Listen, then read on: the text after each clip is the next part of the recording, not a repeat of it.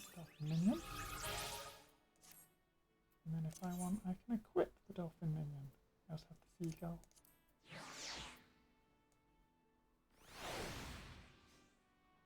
Little seagull. I also have the marble that I got in the dungeon when I did Oran Vale. I can have a little dolphin following me.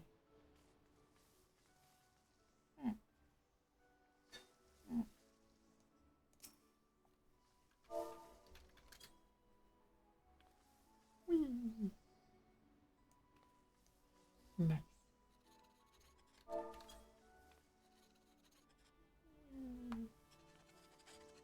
That's cute. Okay.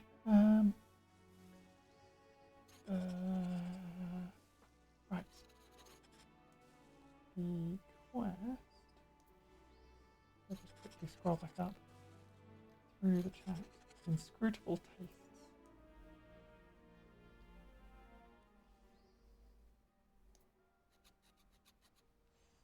So I'm going to quickly look up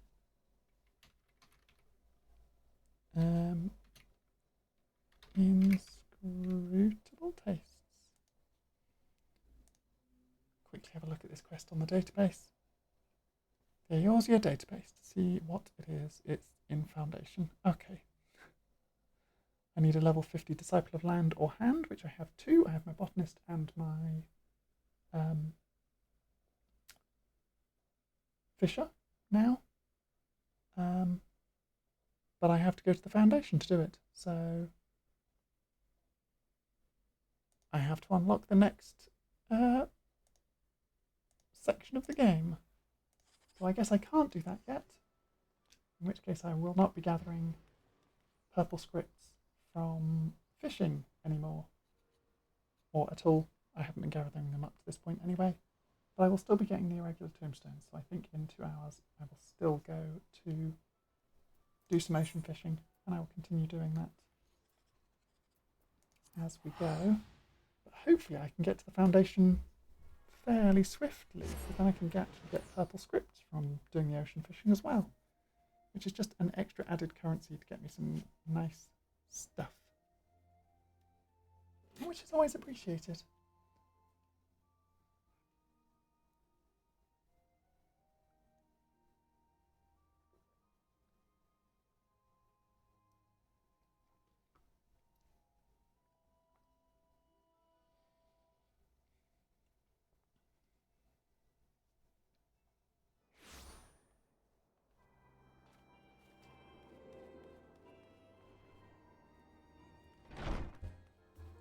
So, we just met Moonbreeder.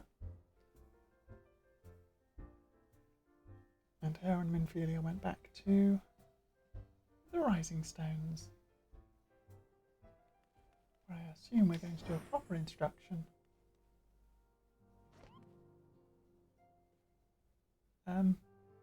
Tataru,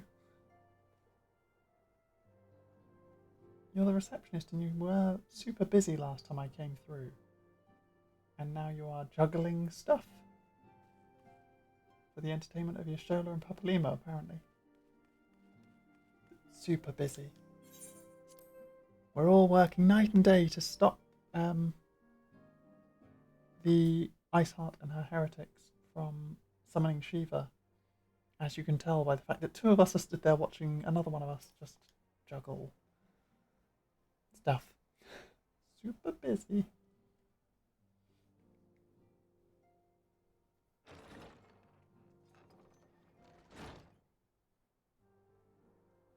Moon! Gods, it's been ages!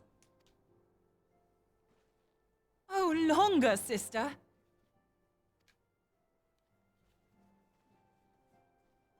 A joyous reunion indeed. Well, of course it is. Moon and I are like twin sisters. Save in appearance and aptitude. Wow.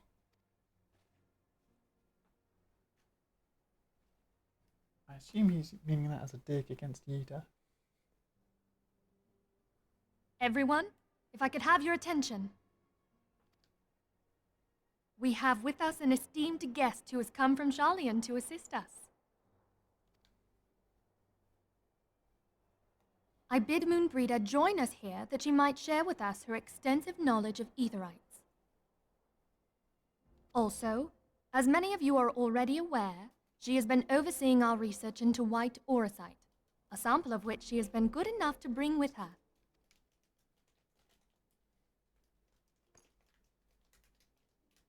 Well, I had to come, didn't I? You'd have to be bloody daft to turn your nose up at a chance like this. Where better to conduct my final tests than a land so steeped in ether you can taste it? 'Tis plain the passage of the years hath done little to dampen thy youthful spirits, and nothing at all to reform thy youthful manner.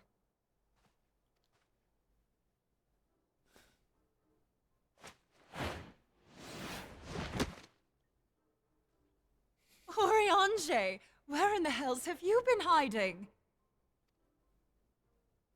Unhand me.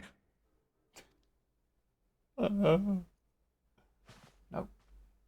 First pick up. I come all this way, and that's what you have to say to me. I much preferred when you were pleading with me to drop everything and hurry to your side. What was it you said? None save thee can satisfy this need. Go on.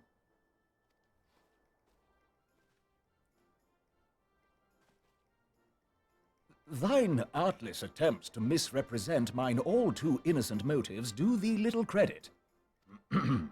Mine intent, as well thou knowest, was but to impress upon thee the gravity of the circumstance. Lest thou doubt, a deiform entity shall shortly be summoned, save if thou and no other grantest my compeers thine aid. You still haven't found it, then? Your missing Aetherite? We have not. No. Nope. We know that Iceheart teleported to an Aetherite not far from the first. Yet even after careful analysis, we could not locate a second beacon. We now suspect that the heretics destroyed the second Aetherite to impede our pursuit. Our allies continue to scour Snowcloak for Iceheart's sanctuary, but we have no guarantee that they will find it. Yet it must be found, for even now Iceheart prepares to call upon Saint Shiva. Like, at this point, even if you find the Aetherite, there's no guarantee that's where they're hiding, and even if they were, they probably have moved by now. So, you're looking for something that will then not be where they are? If they were smart? I'm sorry, but if the Aetherite's been destroyed, then that's that. Although, you're absolutely sure she used the first Aetherite, are you? She didn't just use teleportation magics? One of our own bore witness to her escape. I can say with absolute certainty that Iceheart used the Aetherite. Yep, I saw it. In that case, there might be a way, so long as the ethereal current is still flowing. Truly? How? We use the current to recreate the beacon. As you know, Aetherites are a bit like lighthouses. We use them to reconstitute our physical forms when crossing the ethereal sea. Without them, we'd lose all sense of direction and our essence would dissipate. However, we don't rely solely on these beacons. There are currents of ether which flow between them, currents which help guide us to our destination. Now, these currents will gradually dwindle away to nothing if an Aetherite is destroyed. But if even a sluggish flow remains, we could theoretically use it to direct a surge of concentrated ether towards the void left by the beacon, and thereby fill it up again. Like opening the floodgates to fill a dry riverbed. Though, correct me if I'm wrong, but would we not need a veritable reservoir of ether? In concert, we might manage to channel a sufficient volume, yet that is not my chief concern. To direct the flow of so great a volume of ether with the requisite precision would be a nigh impossible task in itself. I barely succeeded in facilitating travel to an unattuned beacon. That which you describe sounds considerably more difficult.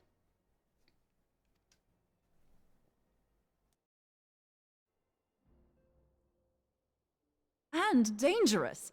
Every person who has attempted to teleport in this fashion has died in the process. They, however, did not have white aura sight at their disposal. I can use it to channel all the ether you can give me into the etherite. However, white aura sight cannot retain ether for an extended period of time, so we would need to infuse it immediately beforehand. Just so you know, I'd confidently give this plan better than even odds of success. And if the worst comes to worst, your people won't suffer. Though it risk the lives of our best and brightest, we have not the time to seek other options. If the ethereal current still flows, we shall carry out Moonbreeder's plan. That's the spirit. Let's roll the dice.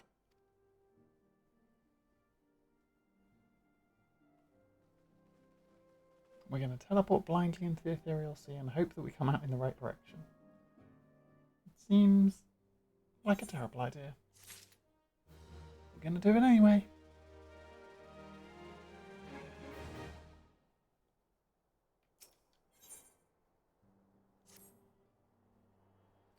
I have already informed Alphino of our plan to recreate the beacon in the manner Moonbreeder described. He agreed that despite the inherent danger, it represents our only hope of success. He also said that he wished to meet with you at Snowcloak before proceeding. I expect you will find him waiting for you there when you arrive.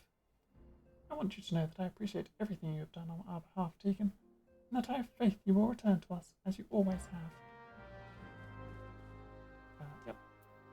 I'll be fine.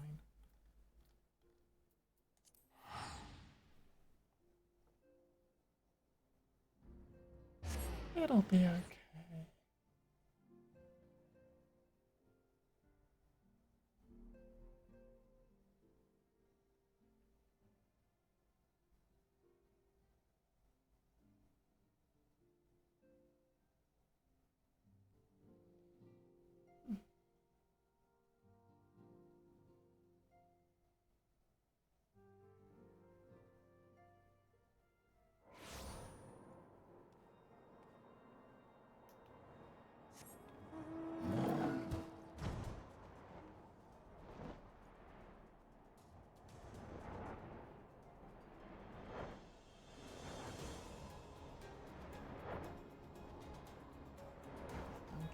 Carry me all the way.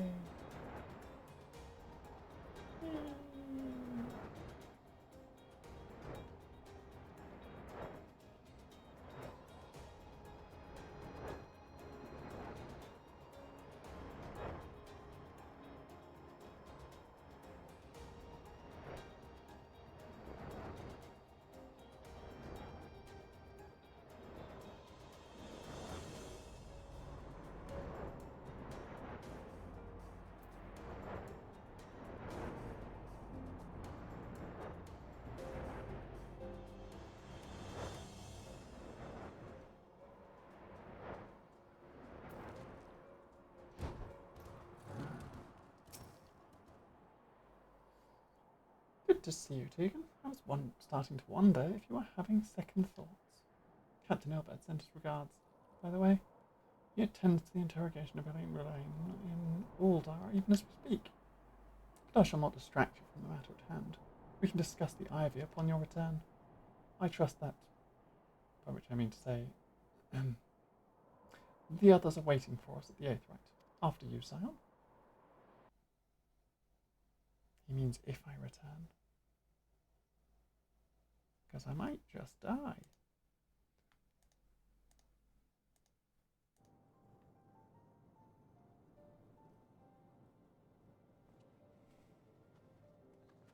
It'll be fine.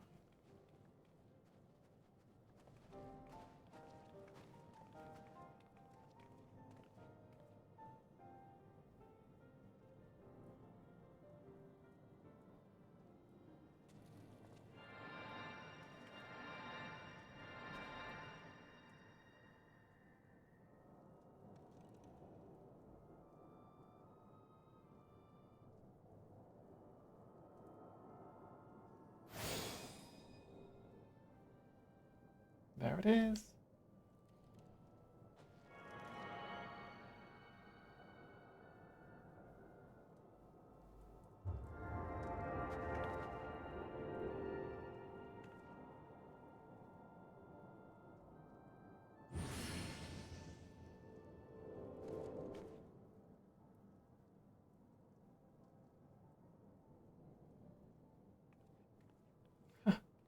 worked, I think. Try tuning to the Aether right now. Feel for the current and try to locate the beacon. So now I'm dressed properly for the weather, now that I'm finally back here. Yep. Lovely wintry gear. We have done all we can, Tegan. For now, let us withdraw. When your final preparations are complete, you must seek out the beacon we have created. If, by the grace of the 12, you arrive safely, you must stop Iceheart before she summons Shiva.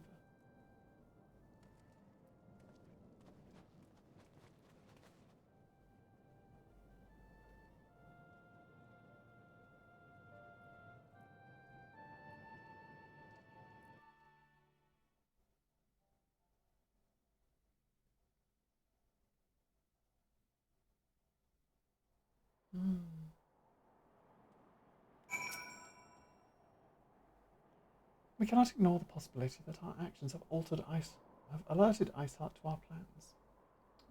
Should that be the case, she may attempt to hasten the completion of the summoning ritual, and if she succeeds, you will have little choice but to face Shiva in battle. Knowing little of this saint, I cannot say if your own strength will suffice, and so I would encourage you to call upon your allies. Some may have reservations about wagering their lives on the success of Moonbreeder's experiment, but others will surely agree that desperate times call for desperate measures. Before you assemble your party, pray speak with that knight. I believe he has a message for you from Sir Emmerich. Hi. Madam, Sir Emmerich regrets that he could not be here in person, and asks that I read you this letter. Ishgard faces an unprecedented threat, yet in our hour of need, it is not her knights who stand poised to defend her. Tegan Mooson, the warrior of light, saviour of Eorzea, your deeds this day shall not be forgotten. Where others would flee, you choose to remain. Where others would falter, you rise to the challenge. Where others would use their gifts for selfish ends, you wield yours in service of a greater cause. May Alone bless you with good fortune and see you safely home. Wasn't that nice? He wrote a little letter of basically being like, good job, get back safe. And I can now use the duty finder. Ooh, unlocks our special heart rate apparently. And to go and fight Shiva.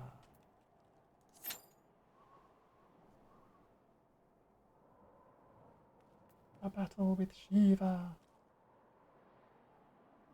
And if I remember correctly, a battle with Shiva is the last thing I need to do. Like, I don't think there's another dungeon before getting to Heaven's Ward. So with any luck, I can fight Shiva, get into Heaven's Ward, do the quest to unlock scripts before the next ocean fishing starts.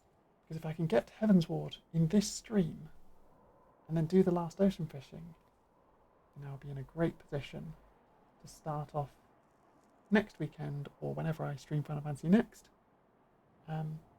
in Heaven's Ward, with picking up a new class and all this, that and the other.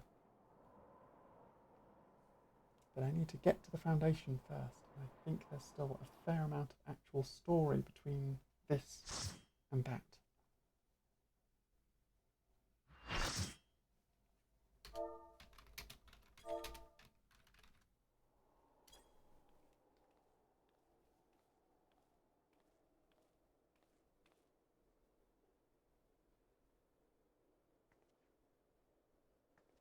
You should never have come here, warrior of light.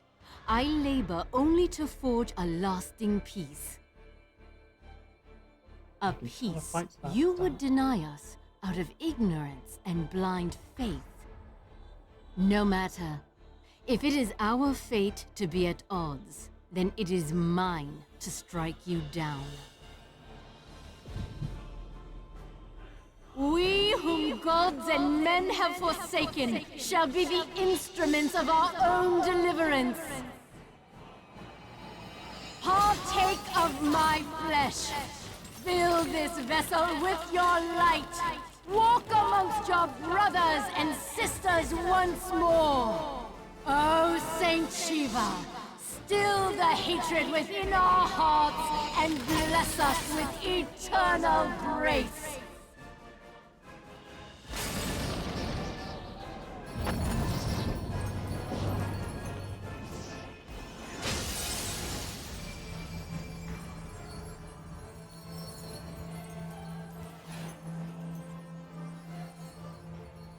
Shiva!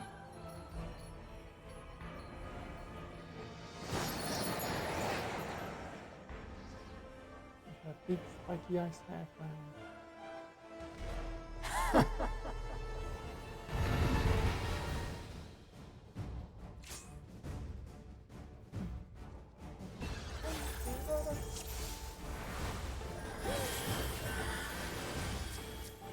Mm-hmm.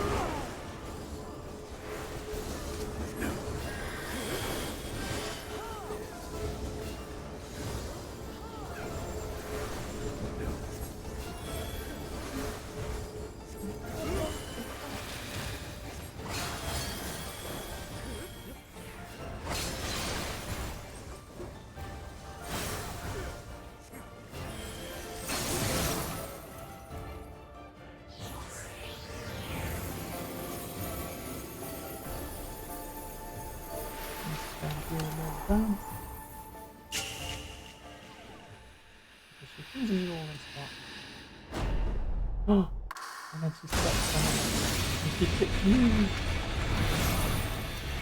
I got deafened.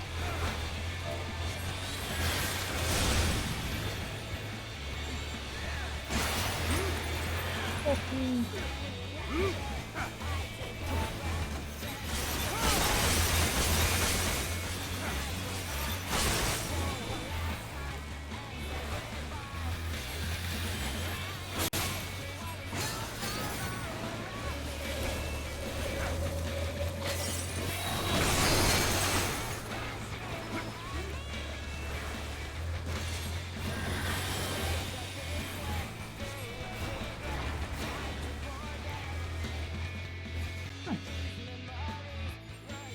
And this is the Shiva music. It's called Oblivion, and it's a very good song.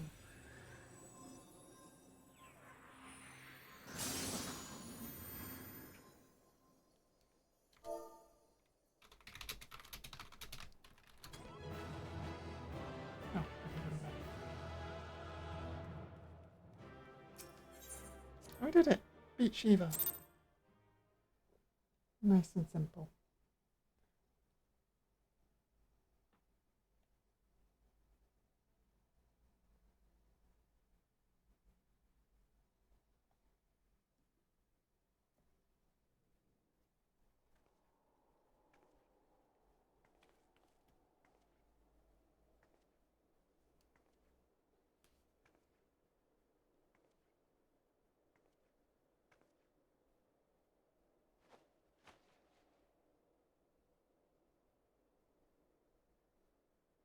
Fool. Blind, bloody fool.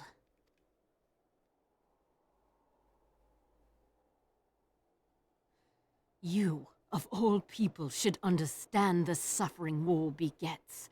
That no sacrifice is too great if it brings an end to the violence.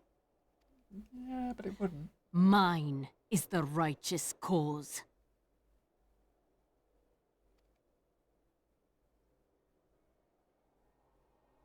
fight in a war you do not understand. A pawn of liars and schemers. And they are no less ignorant than you, following the creed of their fathers without question, never thinking to ask why. Trapped in a delusion of their own creation, and blind to the truth.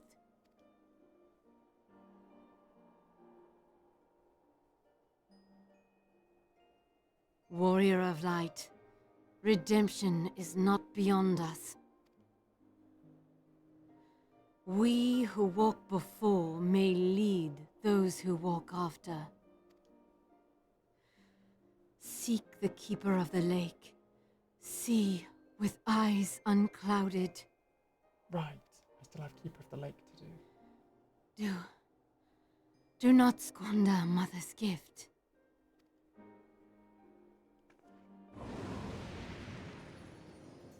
Hear, feel, think.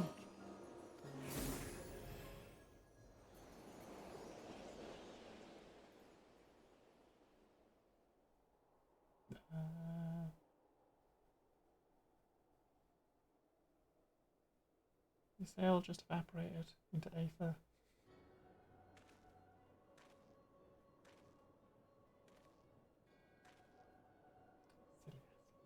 And so the vessel withdraws.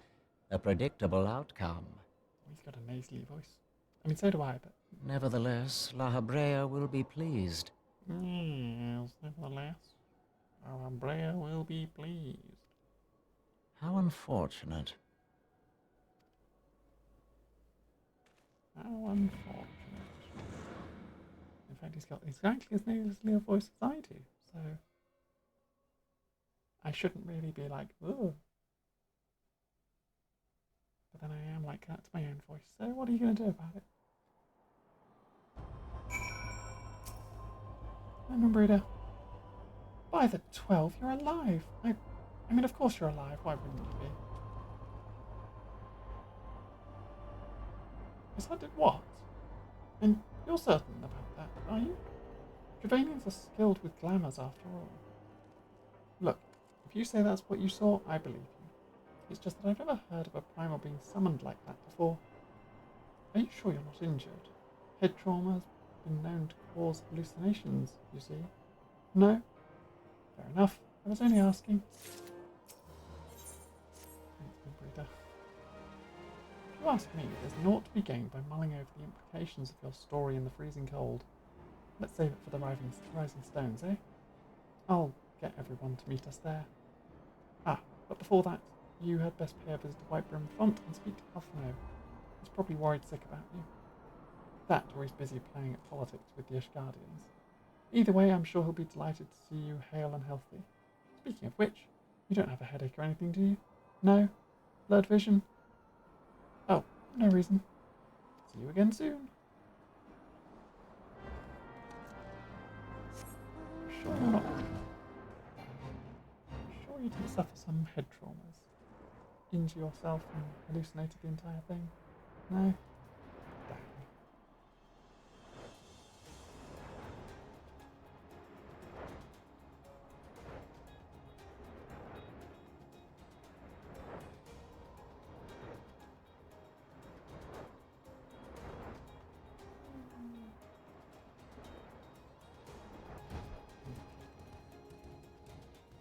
Monkey, take me to Alphino.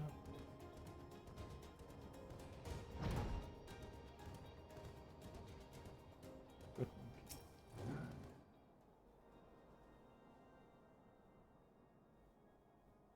monkey. There she is. And none the worse for wear. Was there ever any doubt that the Warrior of Light would succeed? I think I speak for all of us when I say that I should like nothing more than to hear the stirring tale of your victory, if you would be so kind.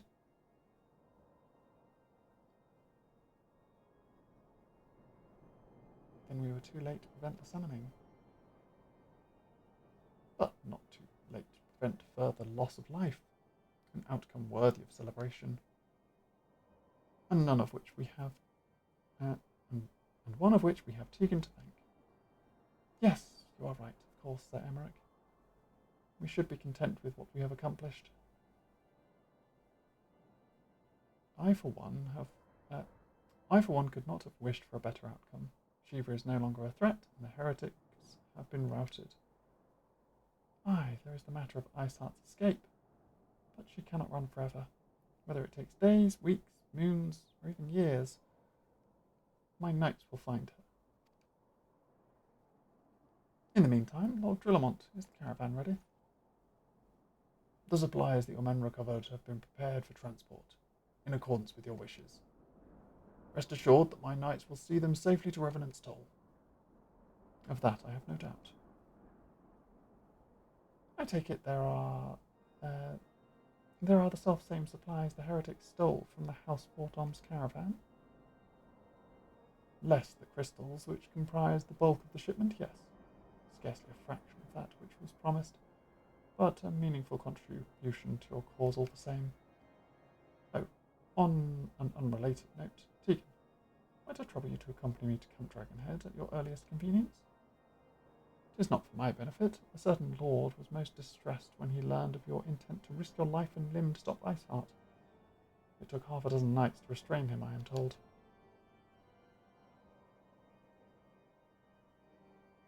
Men give vent to their anxieties in myriad ways. Pray do not think less of him.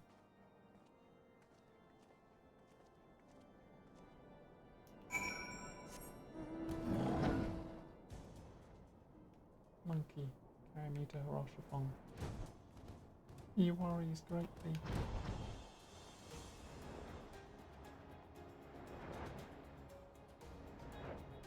I want to turn up and be like, see, you did it. All fine. Defeated Shiva, 0 problems. Thumbs up.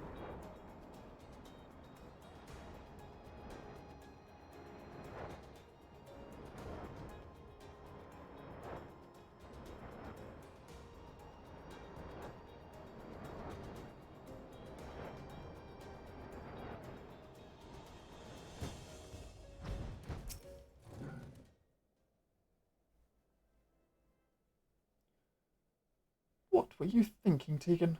Wagering your very being on a dubious theory which might allow you to enter Iceheart's lair, knowing full well that she could have sufficient forewarning to complete her ritual to summon Shiva anyway, and then engaging the abomination in mortal combat. By the fury, Tegan, 'tis the stuff of ballads, a battle for the ages. Would that I had been there to fight by your side. Yet here I was, forced to wait, condemned to wonder at the fate of a dear friend for a veritable eternity. I would not wish such torture on my most hated enemy. But you are here now, and that is what truly matters. Let us move on. Sir Emmerich wished to have words with you and Mr. Alphino in private. He awaits us in the intercessory.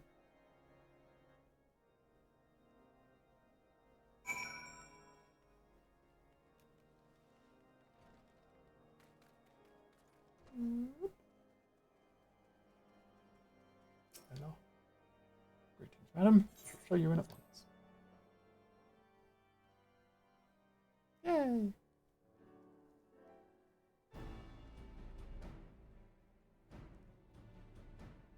On behalf of the Holy See of Ishgard, allow me to express my deepest thanks.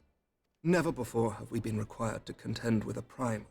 Indeed, there were fears in some quarters that our knights might not be equal to the task. From what we have now learned of these beings, I can say with certainty that we would have lost a great many men had the Scions not intervened. Then the argument for preemptive action should be self-evident. Perchance now you will reconsider my proposal that Ishgard move against Natalan. Ere we first met, a similar proposal was tabled, but the Holy See decreed that we were to observe, and that military action should be taken only in self-defense. All things considered, it was not an unreasonable decision. Since the calamity, 2 vigils have fallen to the Horde, while Garuda has never shown any inclination to storm the gates of judgment. Which is why this unprecedented crisis and its resolution may prompt a change in policy. You who have faced these primals know well the threat they pose. Ishgard did not. Not until now. And there is naught like a brush with death to change a man's outlook. At the very least, this should silence any lingering objections to our arrangement with Revenant's Toll. The Holy See may even feel moved to grant us its formal endorsement. So far as it is possible, the Scions shall be compensated for their service. We should be grateful for any aid you can provide. As a gesture of good faith, I shall withdraw my previous request. Your people are doubtless needed elsewhere. That will not be necessary. We, too, have a vested interest in watching Dravania's movements. I see. Once more, I must thank you. Sir Emmerich, if I may, do you truly believe that Midgard-Zoma could return? The heavens are a window unto truth, but those who interpret their movements are not infallible. I requested your involvement as a precautionary measure. But of course, you sought an excuse to compensate us from the first, mindful of what would happen if Revenant's Toll were taken by your enemies. Ishgard is not wont to aid its neighbors, but that does not preclude it from manipulating them to serve its own interests. Choose your next words carefully.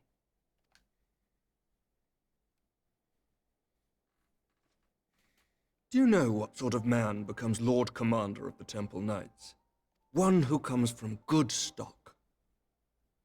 I did not. Yet here I am now. Why do you suppose that is? Because I swiftly learned to tell the difference between words, deeds, and beliefs. You are correct, Master Leveilleur. Ishgard desires to see Revenant's Toll flourish, as it would present a troublesome obstacle to our enemies from the south. We are so glad to be of use to you. Alphinaud's upset. As we are to you. Ours is a mutually beneficial arrangement, lest we forget, one born of necessity. The dragons grow more restless by the day, and the heretics harry us nigh without cease. We have contended with such troubles for centuries, but there are limits to even our endurance. Yet as a pauper is loath to part with his meager possessions, the leaders of Ishgard are not wont to render up their trust to outsiders. But with perseverance on our part, they may yet be made to see the light. Nevertheless, one must take care when walking the road less traveled. Wise words, Sir Emmerich. I shall make a point to remember them. I must apologize for my earlier outburst. I hope it will not sour our good relations. Not at all. You but spoke from the heart.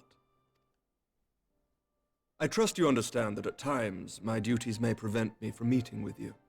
On such occasions, my second-in-command will speak for me.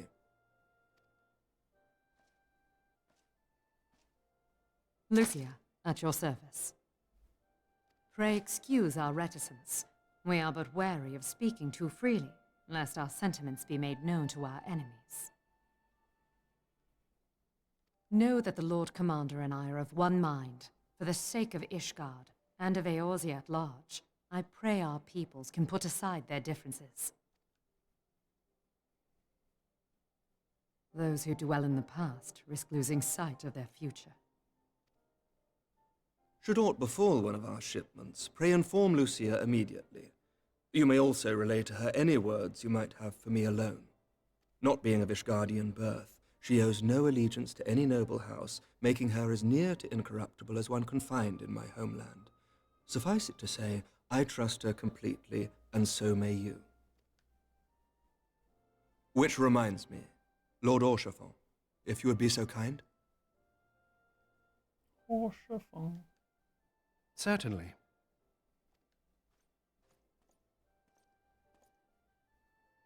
In times such as these, trust is ever in short supply. Mayhap this will go some way to rectify the problem. The results of our investigation into the heretics' recent attacks, as well as our interrogation of the merchant you detained. Sir Emmerich, I cannot thank you enough. Think nothing of it. Ishgard may be many things, but it is no friend to Garlemald. Did I not tell you to have faith, my friend?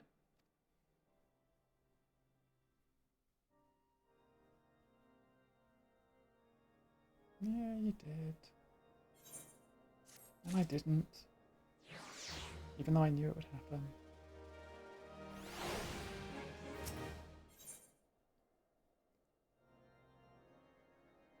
Eyes unclouded. It would seem we have much to discuss with our friends in the Rising Stones. If what you say is true, Iceheart's method of summoning Shiva defies all precedent. It necessitates a complete reappraisal of the primal threat and of our approach to combating it.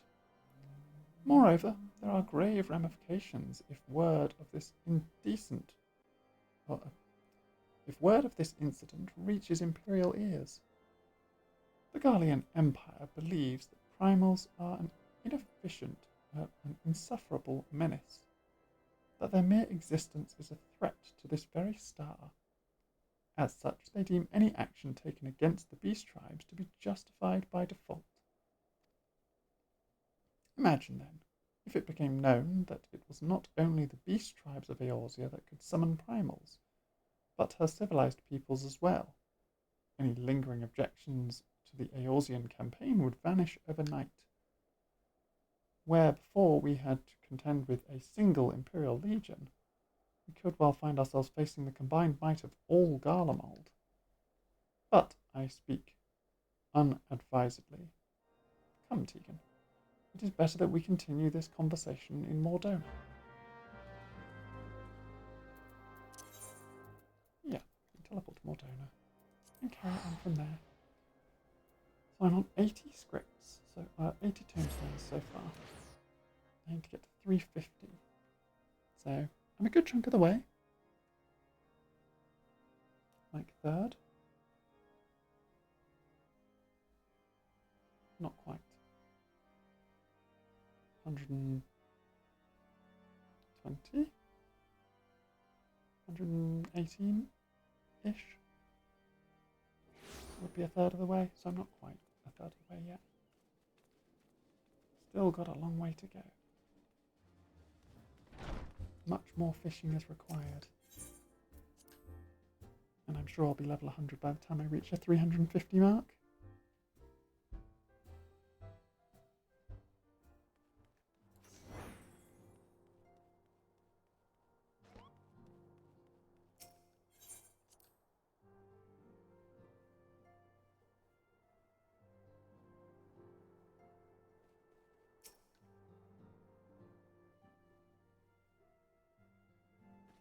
Words cannot well express how glad I am to see you return to us hale and whole. Needless to say, I am most eager to hear your account of that which occurred in Kurthis, assuming you're ready to speak of it. Excellent. I shall summon the others at once.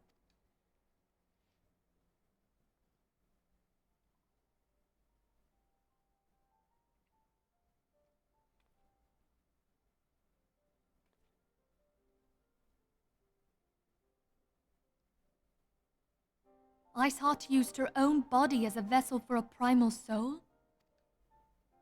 Master Louisoix's writings make no mention of such a possibility. Can we be certain this entity was a primal? As certain as we can be that good King Mogglmog the 12th was a primal, I should think. Both were ostensibly summoned. Let's not quibble over definitions. Of more concern is the implication that Iceheart retained her will, even after she was possessed. We are talking about a mortal, wielding the power of a primal.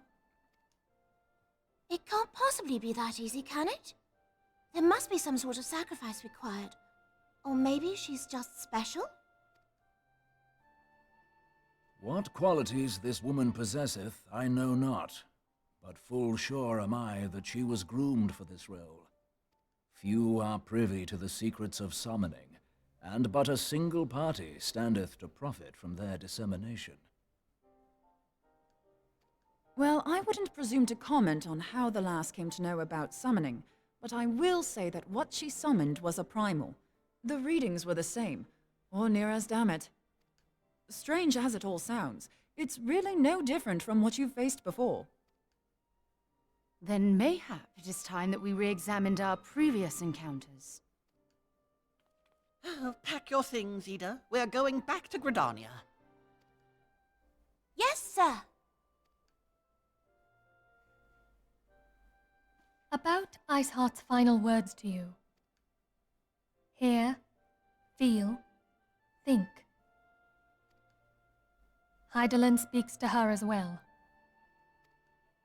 If Iceheart is blessed with the power of the Echo, she will doubtless have used it to further her goals.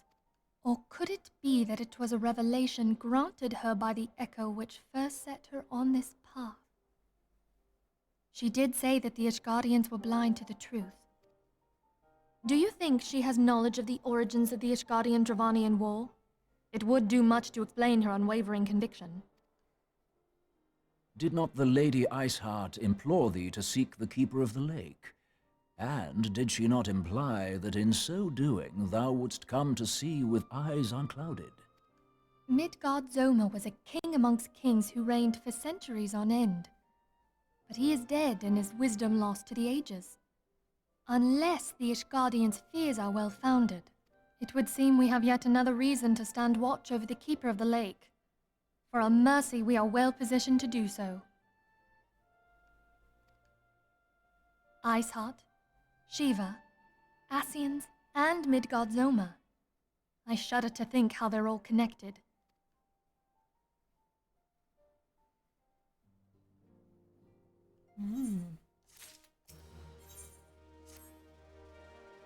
I mean to scour the annals of knowledge of Midgard Soma. Given his great age, I dare say he appears in more than a few. Do you hear that? The commotion outside. Would you see if aught is amiss? Is this the chunk of random side story with Tartaru?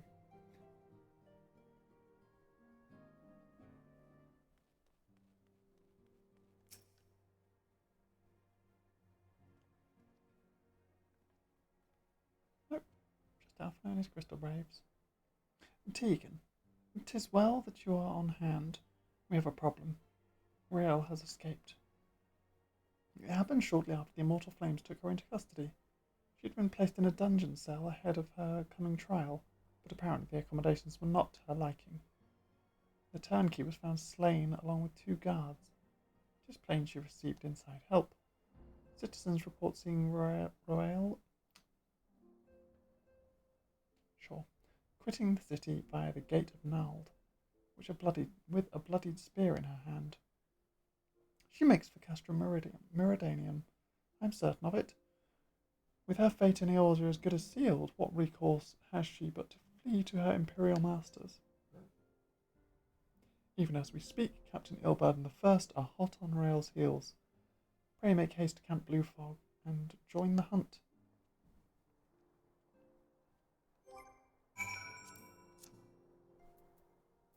Do that. Camp Bluefog.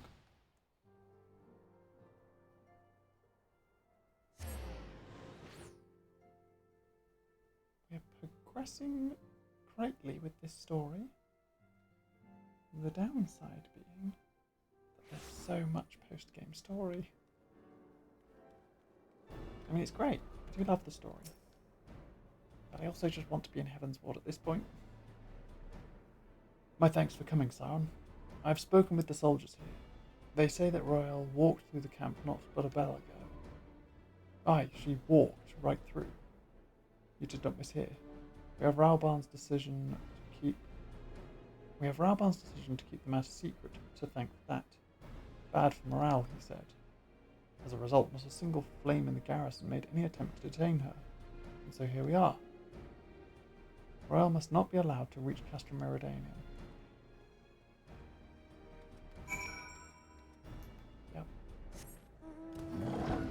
Alban didn't want to cause problems, and in doing so, he's just letting a prisoner walk away.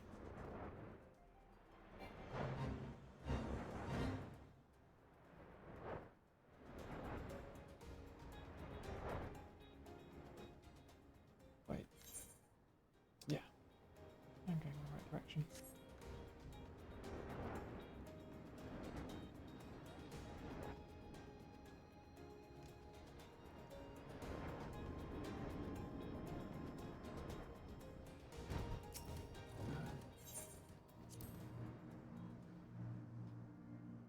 Let's go detain this woman again.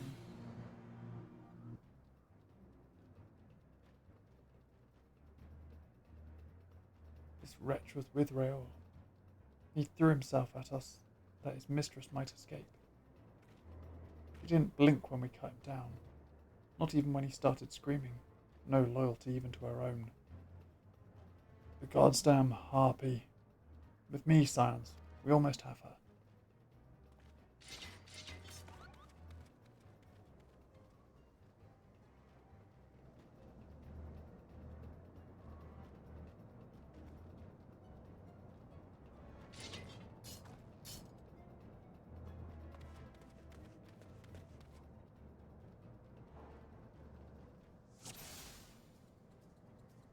Well.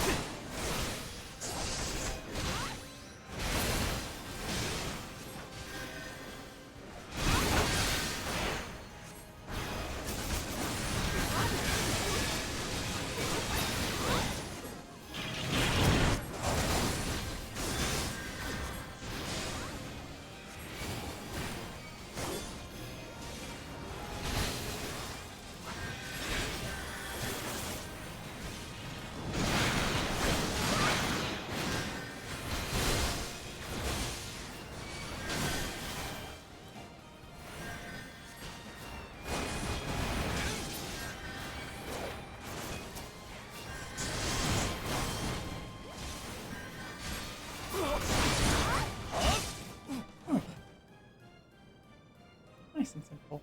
Taking out everything with Holy.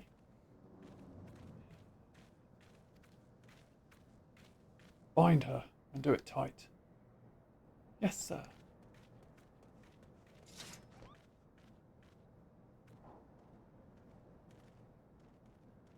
Good work, men.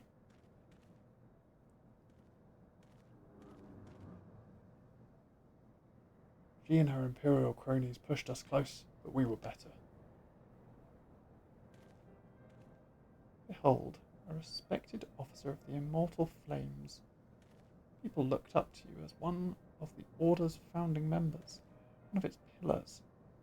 It saddens me to see you fallen so low. What would you know of low? You, a spoiled little lordling who has never known any want.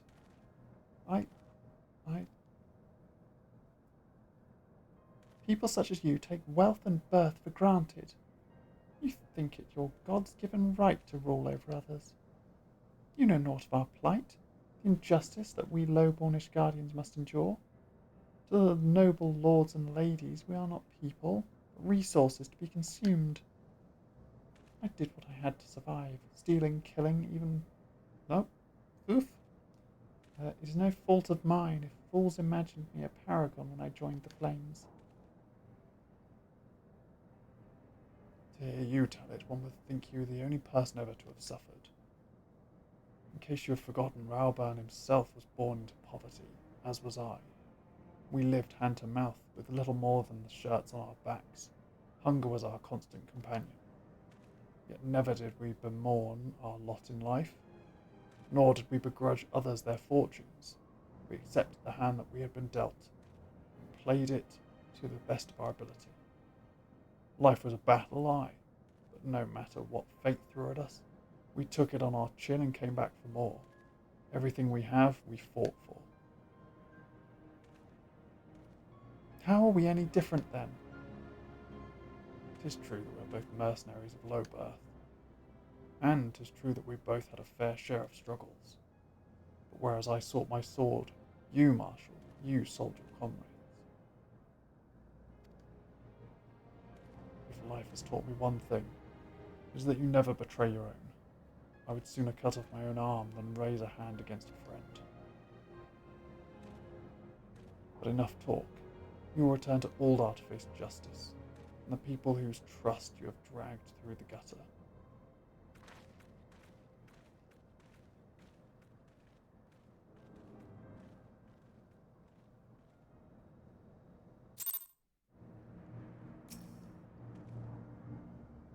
Not so much as a hint of remorse. It is well that this sordid business is finally at an end. A friend's betrayal cuts deeper than steel. We must hope that we have chosen our own allies more wisely than Raoburn chose his. Foreshadowing? I have heard. Truly bothersome business. No, I do not foresee a problem on that front. The main concern is Raoburn. There is no telling what the brute might do. Have the Blades watch him in the flames day and night. You may leave the Sultana to me. I shall personally attend her grace.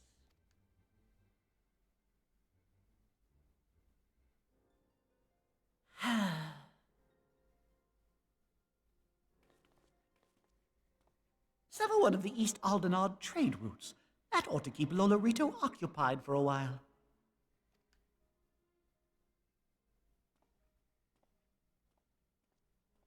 Nanamo ulnamo.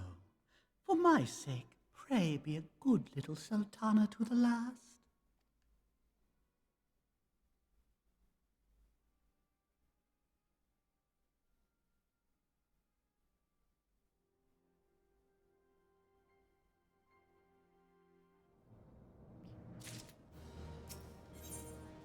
Jesus. Captain Ilbert and I have a few questions for the Flame Marshal regarding the circumstances of her miraculous escape. When we've completed our interrogation, we shall take our findings directly to General Raoburn, and that should be the end of it. Your work here is done, my friend. My thanks. Ah, but I have one last task for you. Return to the Rising Stones and apprise Minfilia of all that has happened. I'm aware that the antecedent held Royale in high regard. For better or worse, she will want to know how this tale ends. Yep. And unfortunately, it's for the worse.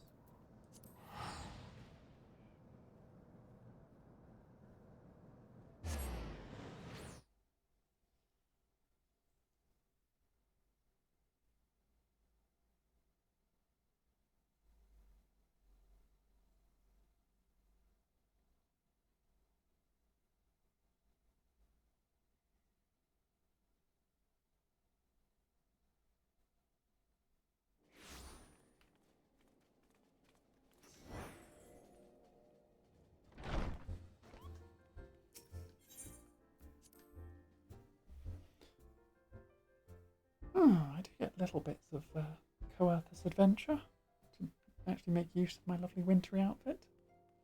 I'm still going to use my little wintry outfit, but it works better when I'm in the snow.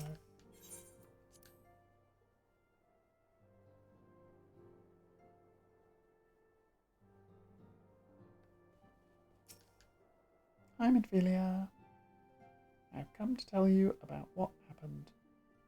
Welcome back, my friend. I have already received word from Alfino. Good. To think that Flame Marshal Huayu was the Garlean agent. I know not what to say. I'm sorry, what?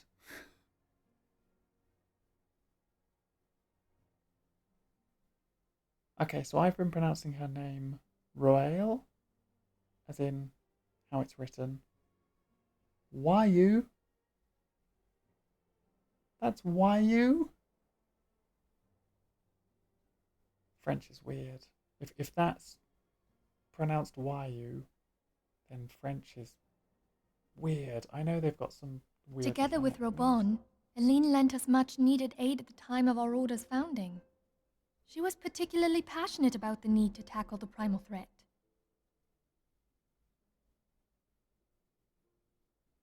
When we discussed the subject, her eyes fairly shone with determination. Whatever else she may have been, I choose to believe that it was her true self with whom I spoke then. But now is not the time to dwell on such matters. I have an important announcement to make regarding our effort to defeat the Asians. We shall begin as soon as everyone is assembled.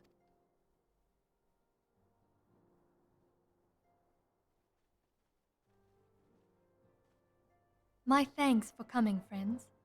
Moonbreeder, the floor is yours.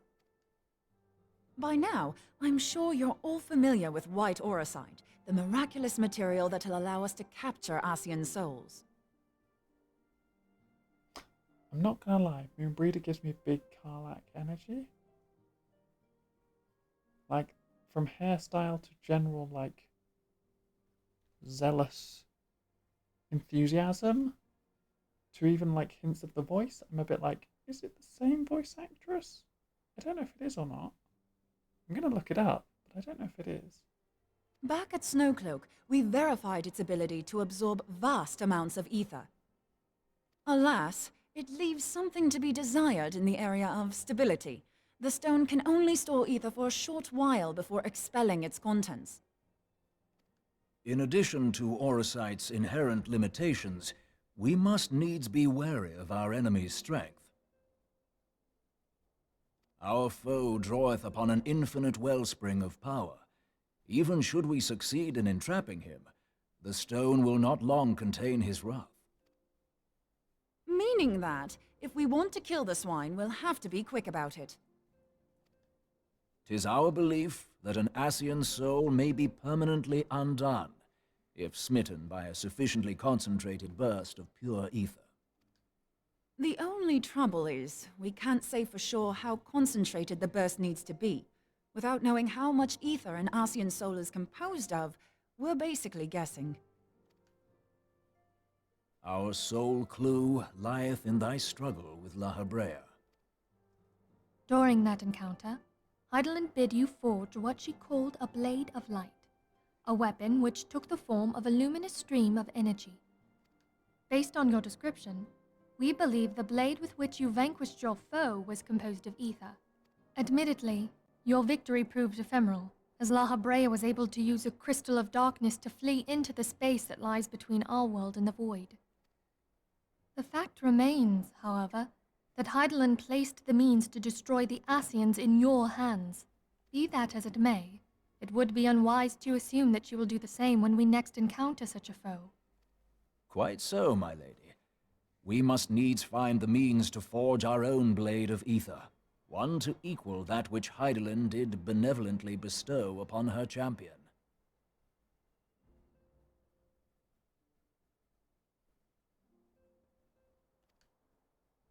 That is all well and good, but it seems to me that producing such a blade will require a prodigious quantity of ether. Whence will it come, pray tell? Oh, what if we had 2 pieces of white orosite? One to trap the Ascian, and the other to store the ether for the blade. Oh, nice try. But it's as I said, the stone won't hold ether for any length of time. We'd still need to collect the stuff there and then, sorry to say. And therein lies the rub. Finding a way to create the blade whenever and wherever we choose. It would seem more research is in order.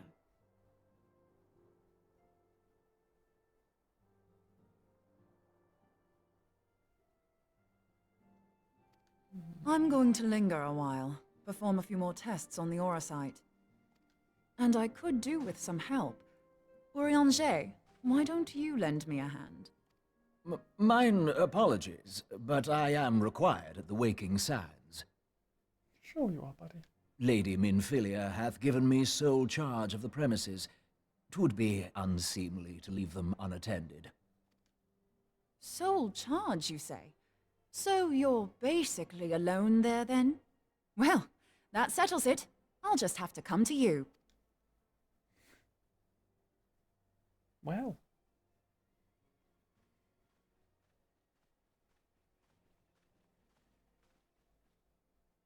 While you were afield, word arrived from the Charlian motherland.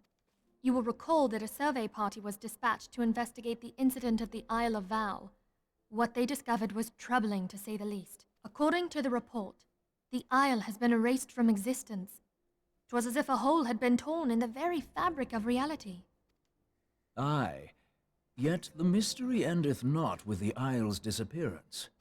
It hath come to light that a number of scholars in various other locales were reported missing at a similar juncture. What's more, they all had something in common with the head of the students of Baldessian. Every last one of them was researching a phenomenon called dimensional compression, or the rejoining as the ancient texts call it. I'll be damned if that's a coincidence. All indications suggest Ascian involvement, but I sense that a force greater still is at work. The entity the dark beings call the one true God. We must pray that my dear friend Kryl regains consciousness soon. If she bore witness to the Isle of Val's final moments, she may be able to shed some light on this mystery.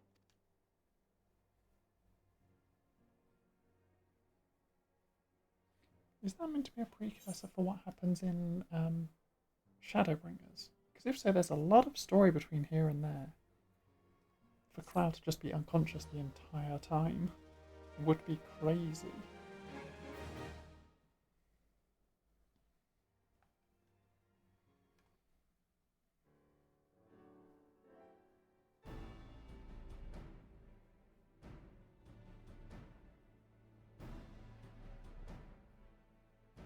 Following the calamity, the forces of the 14th Imperial Legion entrenched themselves in strategic locations across Eorzea. So swiftly did they accomplish this, it was suspected that they had received help. To think that it came from Huayu, my right hand. Huayu. How does that say Huayu? There is more. We have reason to believe that Huayu didn't deal exclusively with the 14th. She also answered to a higher authority in Garlemald. French. French, everybody. But this higher authority could not have been the Emperor. By consenting to the Media Project, Solus Zos Galvus showed himself to be more concerned about preventing the spread of primal influence than claiming Eorzea for the Empire. He would happily have seen the lot reduced to ash.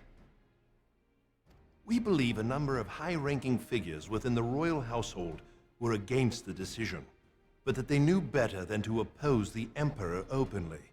Of course, this didn't prevent them from making clandestine provisions, in which Huayu played a part. Alas, these provisions did not prevent Dalamud from falling, and the ensuing chaos changed the face of the realm forever. Yet Eorzea survived. I genuinely can't get over it. Like, they keep saying it now, but they did not say it until literally like 2 cutscenes ago. And I've been doing the entire chunk of the story being like, oh yeah, Roel, Real, trying to work out how on earth you say whatever her surname was. And now that they're saying it, I'm like, I don't believe you. To all intents and purposes, the Meteor Project had failed, and the Empire was left to rue its lack of a decisive means to eliminate the Primals. Until, that is, it stumbled upon the Ultima weapon.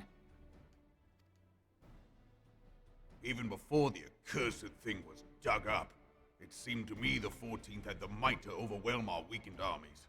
Yet they chose to hide behind their walls. Why? The Black Wolf was wary of making the denizens of Eorzea desperate, lest more primals emerge to bleed the land. The discovery of the Ultima weapon, however, emboldened him to resume his war of conquest in earnest. But there was one in Garlemald who believed that Van Belsar's actions were premature. One who stood higher in the Imperial Army's chain of command. He ordered the Legatus to halt his advance, only to find that the Black Wolf had slipped its leash, and that the 14th now acted alone. In a bid to bring Van Belsar to heel, he used the agent he had planted in Ul'dah prior to the Calamity to undermine the Legion's efforts. A man who outranks Van Belsar, yet opposed the late Emperor's decision to annihilate Eorzea. This could only be the former High Legatus of the Garlean army, now known as Emperor Varus Zos Galvus. So he was Huayu's true master. Huayu. But one of several in actual fact. We've learned that even as Huayu served the Empire's interests, she sold Imperial secrets to a certain faction in Eorzea. In so doing, she helped to maintain the status quo, thus prolonging the conflict. Considering who stands to profit from war, it isn't hard to imagine who her other masters were. 7 hells! You mean to say that she was a double agent? Triple, if you consider her services to Van Belsar and the new Emperor as separate. As neatly as these pieces seem to fit, one aspect of the puzzle remains unclear to me. By whose will was the Marshal feeding intelligence to the heretics? And try as I might, I fail to see how aiding their cause would profit either her Imperial or monetarist masters. Could it be that another hand is at work here? If so, Huayu must be made to reveal whose it is.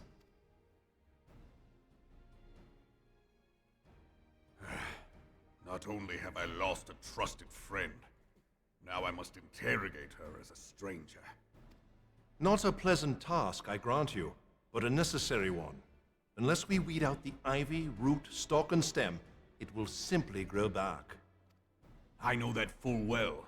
Those Grow closest back? to Huayu have already been detained, and I will question them alongside her. General, pray keep in mind that there may be unwitting abettors among them. All will be treated fairly. On that you have my word. Those who are innocent have no cause to fear. You have ever been a friend of truth, General. I hope the unpleasant task of weeding out falsehood will not detain you too long. Though it be for the sake of Eorzea, doubting one's comrades is poison to the soul. And with that, I take my leave.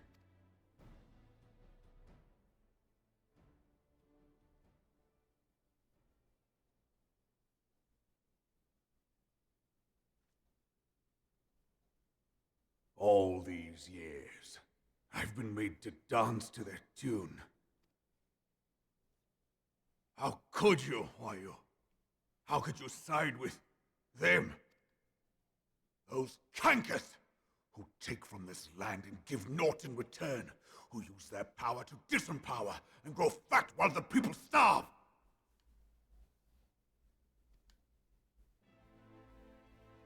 I know you can hear me, monitorist scum!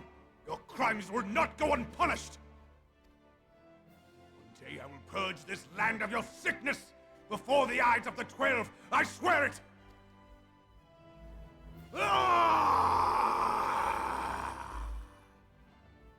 Big dramatic. Hurrah!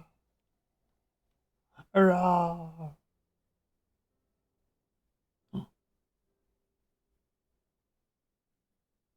Wish my bedroom looked I like shall that. have no further need of you this day.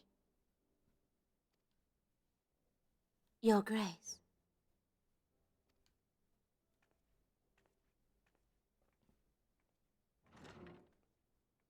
Teapot's got a little twill down spout. I fear that not even mine own chambers shall remain private for long.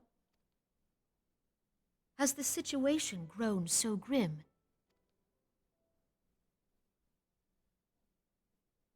Ever since he proposed the Cartiner Reclamation Bill, Teleji Adeleji has risen to greater prominence upon the backs of impoverished refugees. The monitorists were ever united in their pursuit of profit, but the man's actions have torn a rift in their ranks. They snap at each other as rabid dogs. Okay, they've both got their own teapot, and that teapot is about as big as she is. Is she going to drink all that tea, or is it like half empty? What do we think? Yet now is not the time to be bickering among ourselves.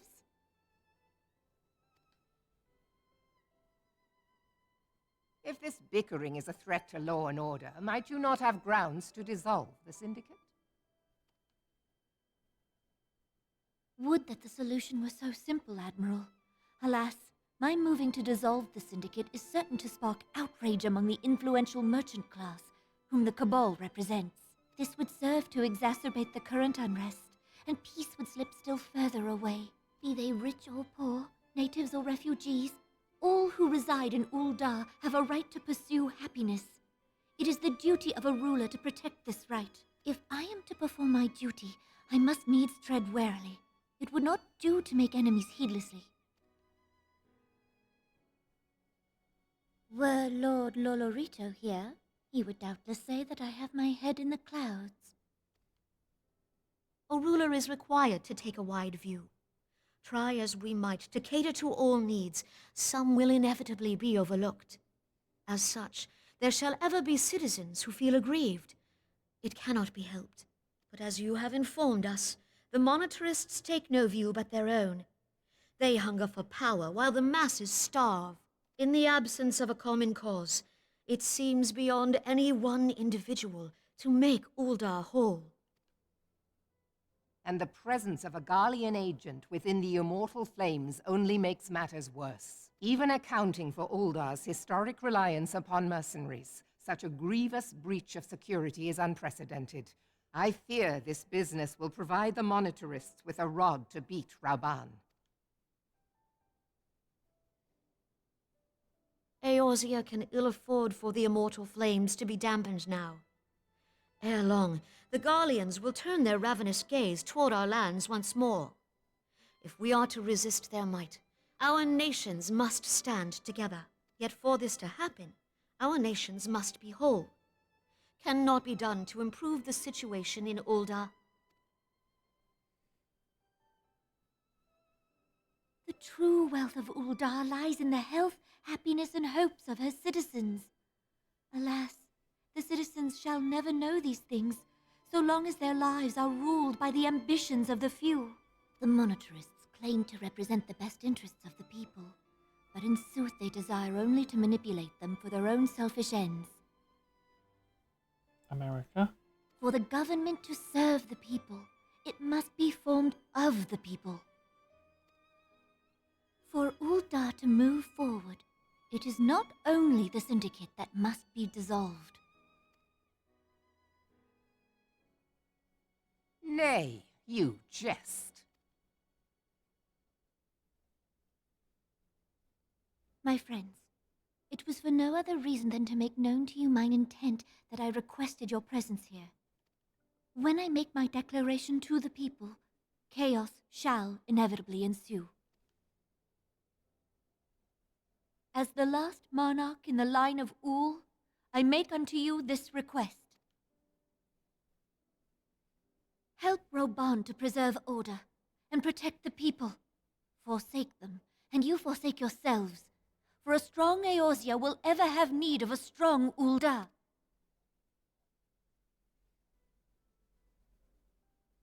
Your Grace, are you certain of this? There is no other way. When the time is ripe, the nation shall become a true republic. Both royalists and monetarists shall cease to be. Ul'dah will no longer belong to kings or queens or merchant princes, but to her people.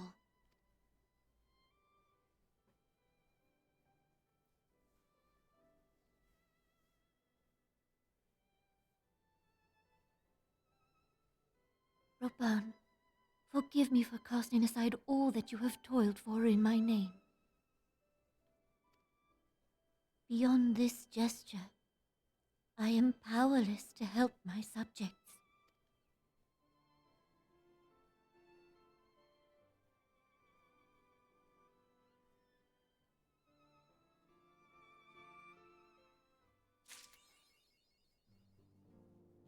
Ooh. Oh, okay. Well, I guess this is where we have to pause the stream because, well, not quite pause the stream yet. We've got 8 minutes until the next sea fishing, so I will head back over there.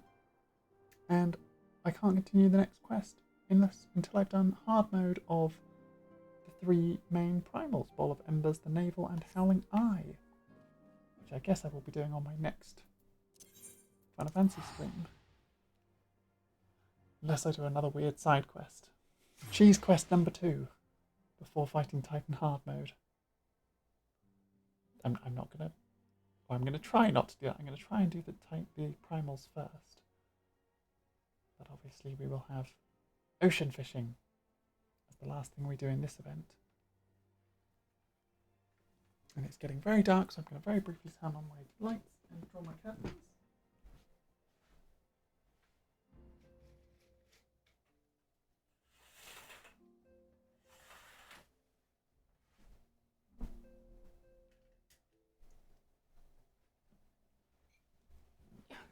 Just while that was all loading, I thought it best to jump up and do that.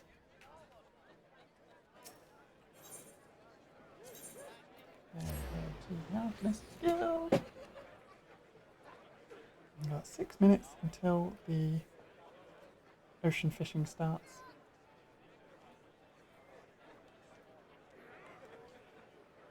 But I hope everyone's been enjoying the post-Realm Reborn story. There is a lot to it. We've done a lot already. We've discovered traitors, unlocked a conspiracy, resolved for the most part a conspiracy, sought out some heretics, which I think that storyline kind of carries on into Heaven's Ward, even though we still have to go and fight the Keeper of the Lake to discover the secrets that lie there.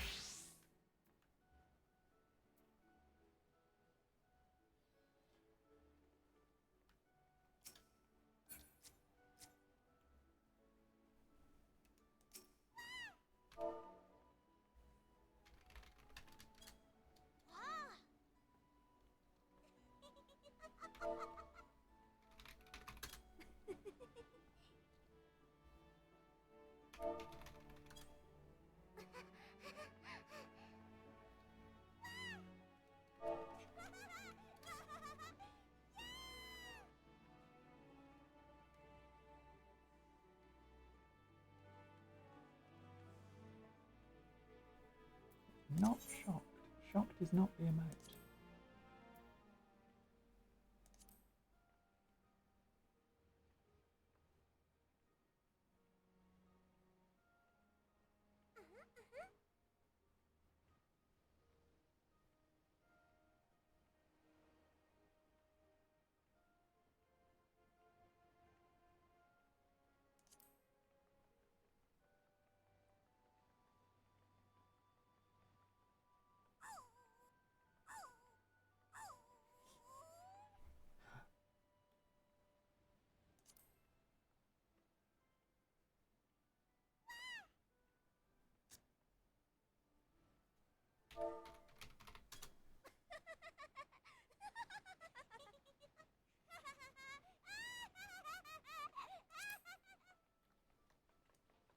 We're just having great Lalafell times.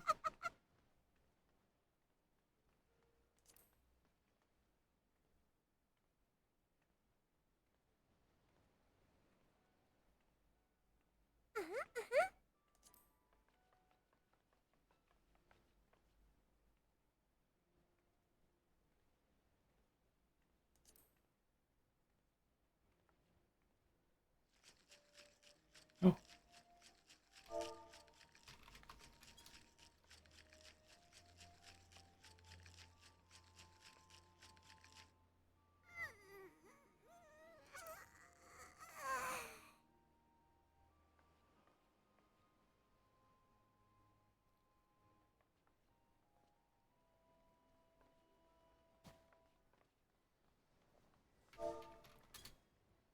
Oh no.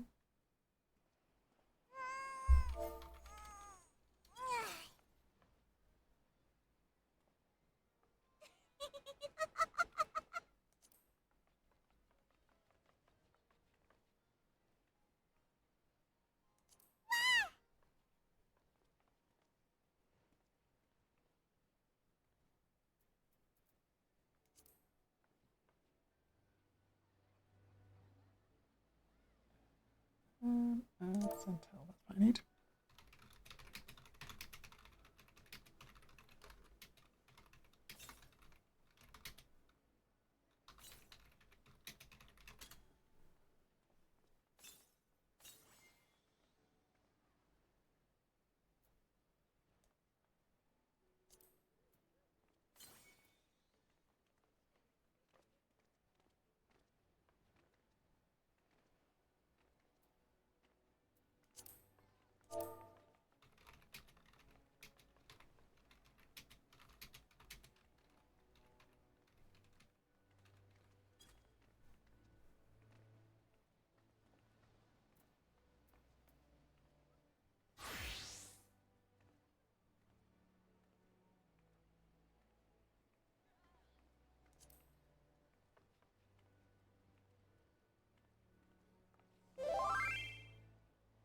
Surprised.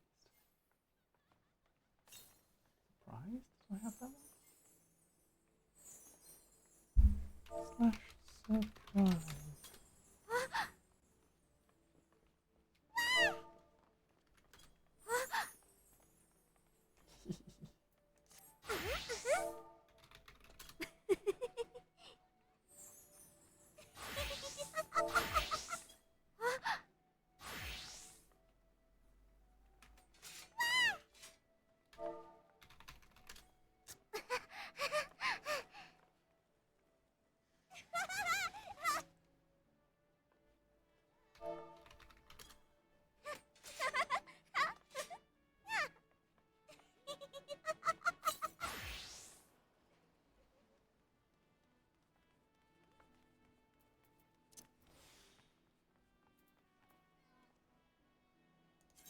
For Rude Awakening.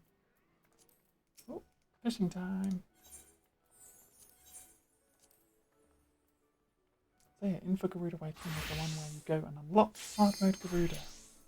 Because that's what I have to do next in order to do good intentions. We've hit a stalemate point on our story, where I have to go unlock some horses, I guess. I forgot that I needed to do all that to go further in the story before getting to Keeper of the Lake.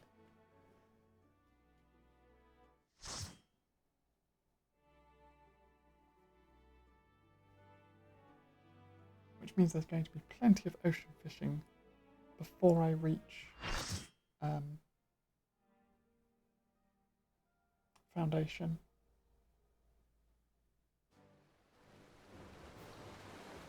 Oh,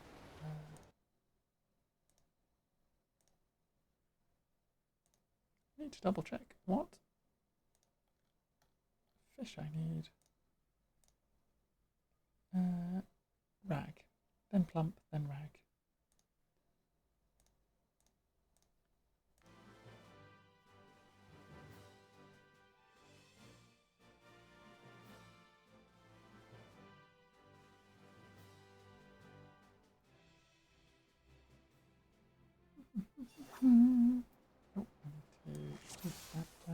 bit again.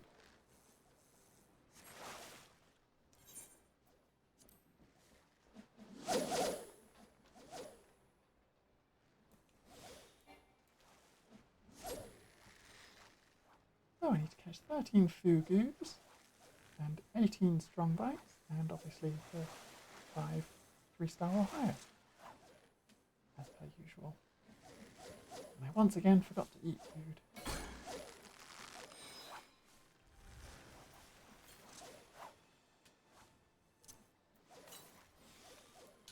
Oh, my fish got away.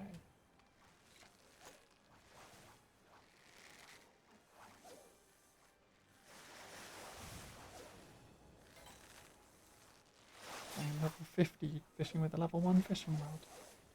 I can expect some of them will get away.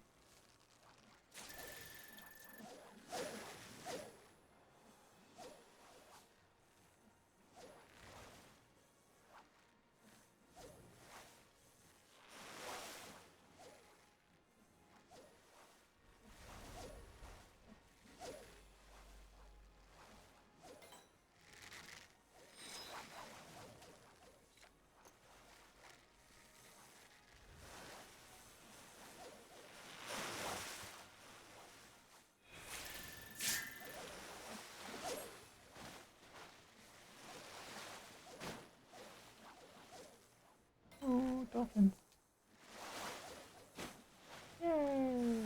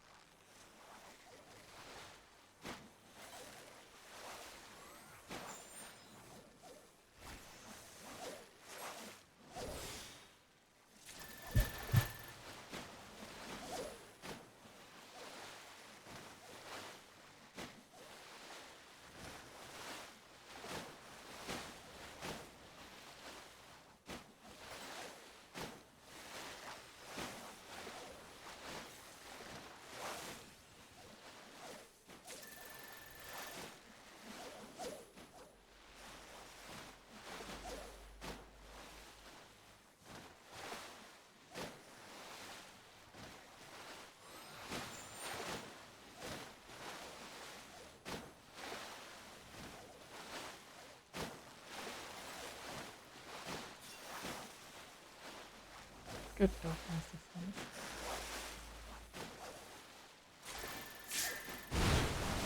Oh, I missed the platform.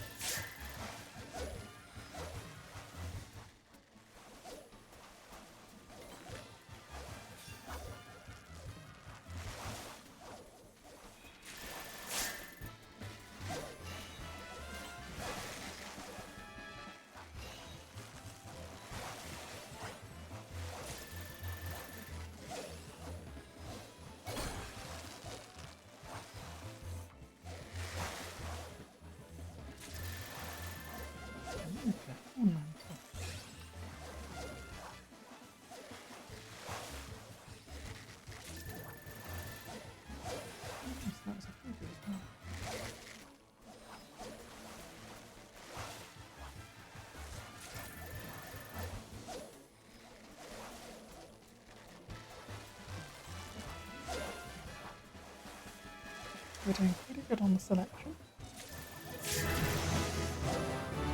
Good to go.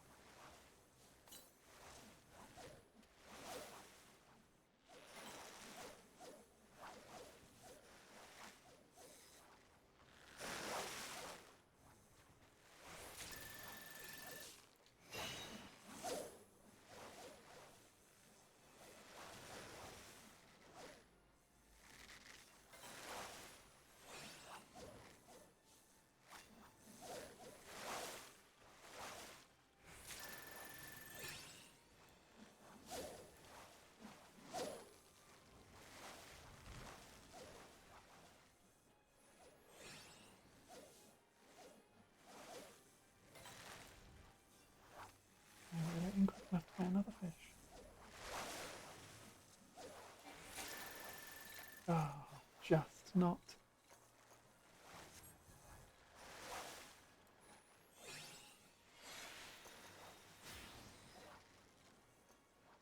Well, I've got a good amount so far.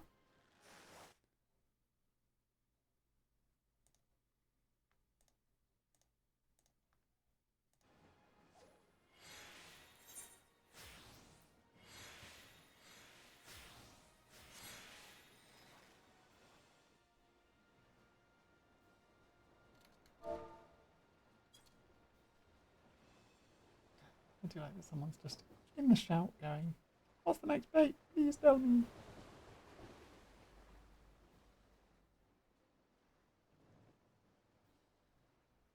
Which is all well and good. Not everyone can jump in and out and know the website and all this, that and the other. I'm just standing midway down the deck. Oh no, there's another Lalafell who looks similar to me.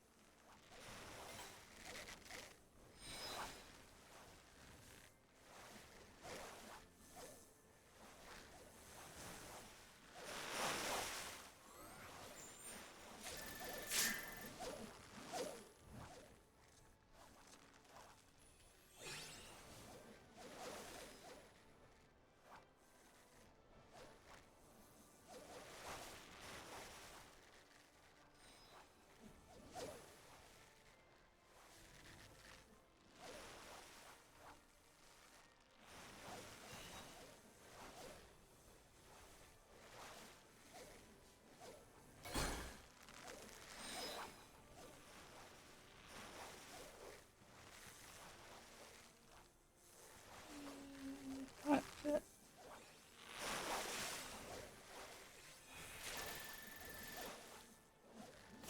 Nice. Chrome hammerhead.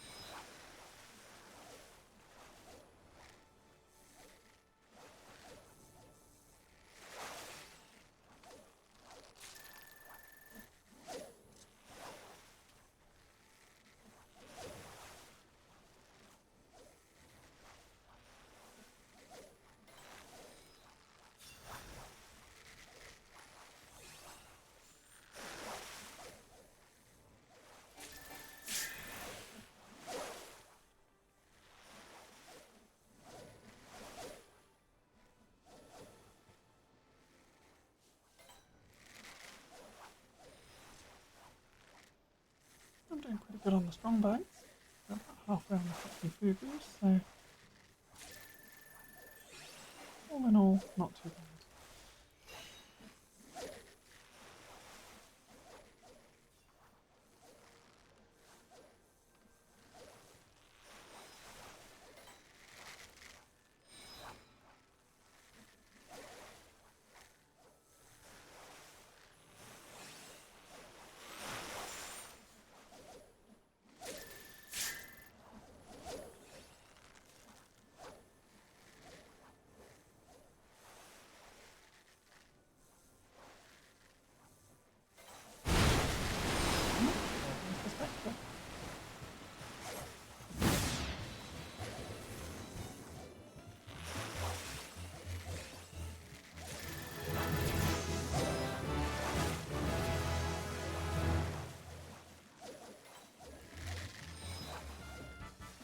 sure. I've almost overtaken my white mage with the Fisher.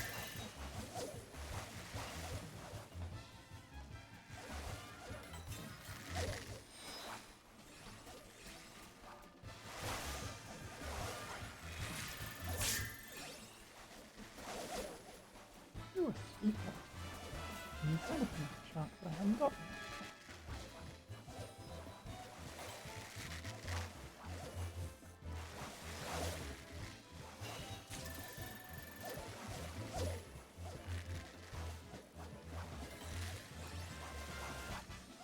One more strong bite.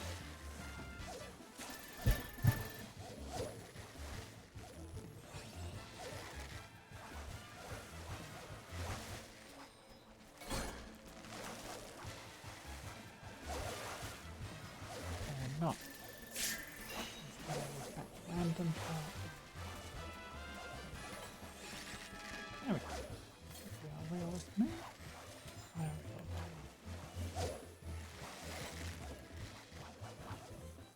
I've still got a third area. There'll be another strong bite somewhere. Let's catch food use, that's the important part.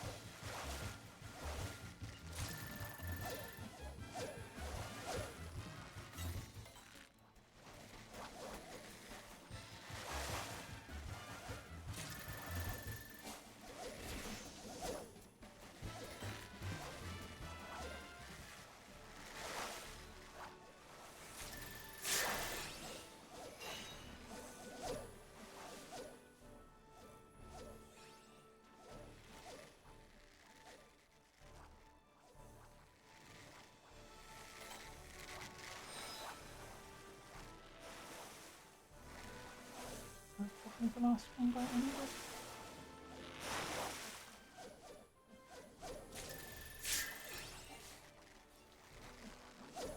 Yeah.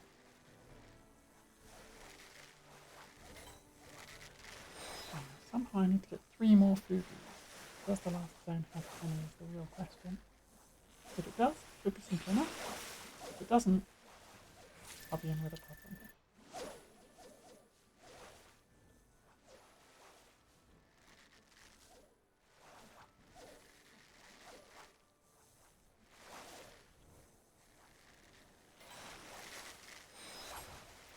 Let's have a quick check. Yes, and they are both fairly common, and they both take ragworm.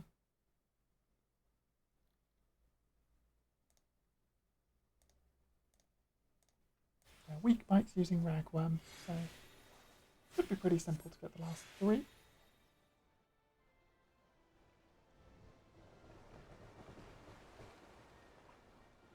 Yay! Hanging out on the side of the boat.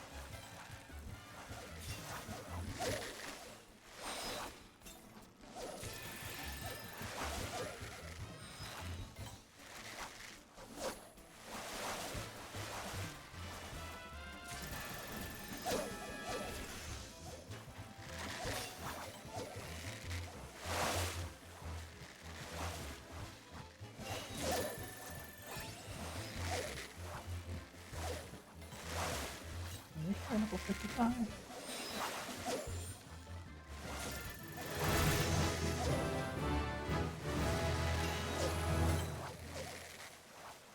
Now accept my castle job quest for level 55. Which, given that I haven't even taken up the level 5 one, is quite low.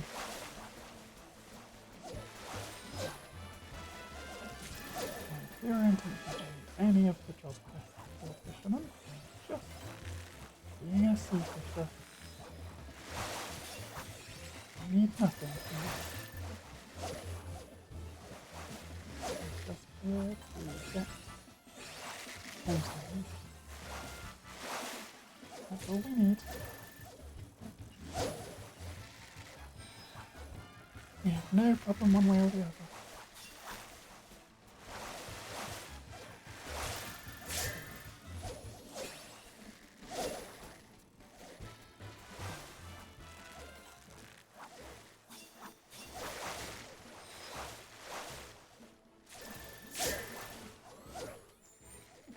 Some more figures to take. We can do it.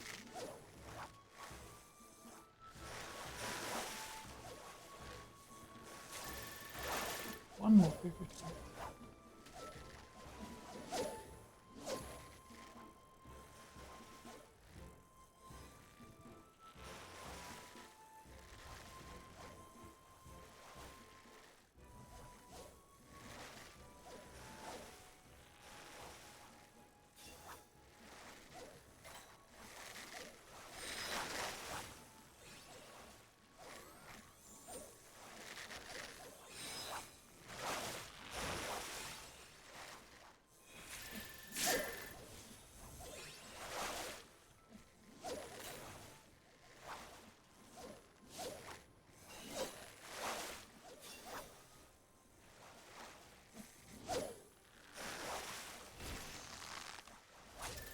Hooray, that was the last figure I needed.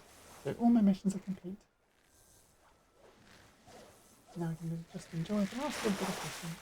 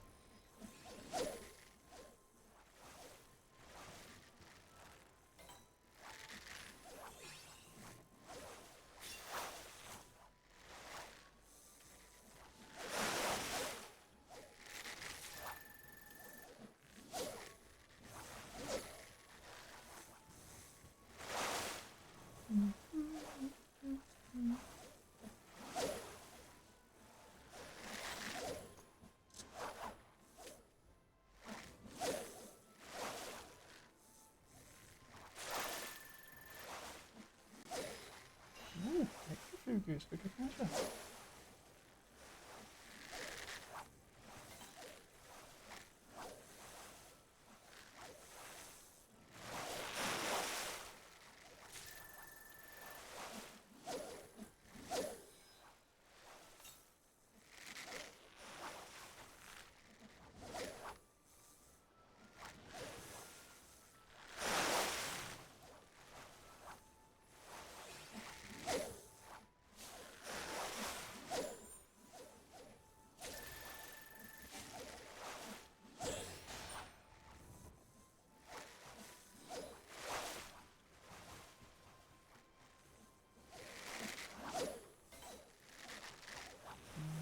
This is going to be quick enough that I can get one more fish. Maybe. No. Oh, I timed it poorly. Ah.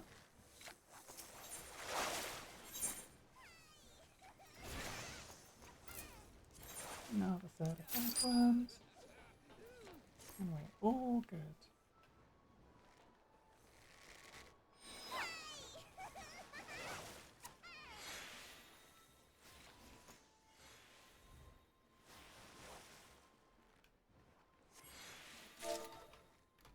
Oh. Well, I hope everyone has enjoyed the stream. We are going to call it here.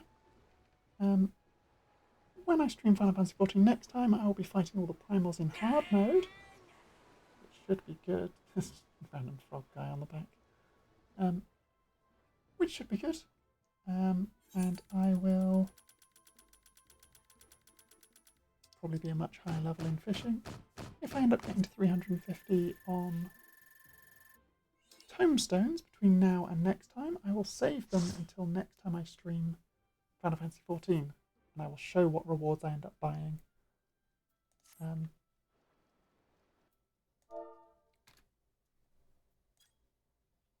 that you can all see what I buy, and I can kind of show off what I buy to you all. But yeah, I hope everyone's enjoyed the stream and has had a good weekend, whether with me on my little Final Fantasy 14 run towards Heavensward, that I still have so much more to do on my run towards Heavensward. Ooh.